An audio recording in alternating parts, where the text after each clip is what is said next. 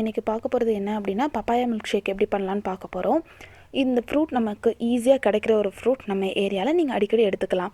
இது வந்து கண் ப்ராப்ளம் இருக்கிறவங்களுக்கு ரொம்ப நல்லது. அதே மாதிரி கேர்ள்ஸ்க்கு மாதவிடாய் ப்ராப்ளம் இருக்கிறவங்களுக்கு இது வந்து ரொம்ப நல்ல ஒரு ஃப்ரூட். நீங்கள் அடிக்கடி எடுத்துக்கோங்க. இப்போது இதுக்கு நம்ம தேவையான பொருள் என்னென்னு பார்த்துடலாம். இதுக்கு வந்து நான் ஹாஃப் பப்பாயாவை எடுத்து குட்டி குட்டியாக கட் பண்ணி வச்சுருக்கிறேன். அதுக்கப்புறம் 1 டம்ளர் காய்ச்சின பால், அப்புறம் தேவையான அளவுக்கு சுகர். இவ்வளோ தான் நமக்கு தேவையான பொருட்கள். இதை எப்படி பண்ணலான்னு பார்ப்போம். இப்போது நாம் கட் பண்ணி வச்சுருக்கிற பப்பாயாவை நம்மளோட மிக்ஸி ஜாரில் போட போகிறோம்.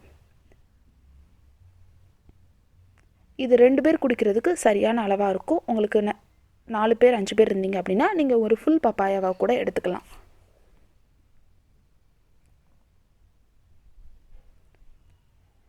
அப்புறம் 1 டம்ளர் அளவுக்கு காய்ச்சின பாலை அதில் ஆட் பண்ண போகிறோம்.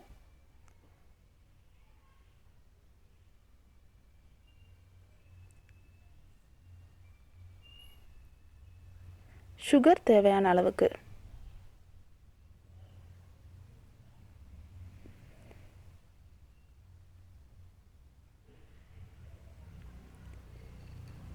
இப்போது இதை மிக்சியில் விட்டு 30 to 40 செகண்ட்ஸ் வரைக்கும் நல்லா கிரைண்ட் பண்ணிடலாம்.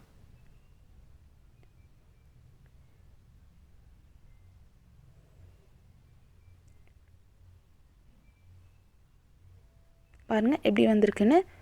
ரொம்ப நல்லா வந்திருக்கு நம்மளுடைய பப்பாயா மில்க் ஷேக். நீங்களும் உங்கள் வீட்டில் கண்டிப்பாக அதை ட்ரை பண்ணி பாருங்கள். இது கிட்ஸுக்கும் ரொம்ப பிடிக்கும். உங்களுக்கு பிடிச்சிருந்துச்சு அப்படின்னா என்னோடய சேனலை லைக் பண்ணுங்கள், சப்ஸ்கிரைப் பண்ணுங்கள். நீங்கள் உங்கள் வீட்டில் ட்ரை பண்ணி பார்த்துட்டு எப்படி வந்துச்சுங்க அப்படிங்கிறத கமெண்ட்டில் சொல்லுங்கள். கீழே இருக்கிற பெல் பட்டனை மறக்காமல் கிளிக் பண்ணுங்கள். நம்மளோட பப்பாயா மில்க் ஷேக் ரெடி.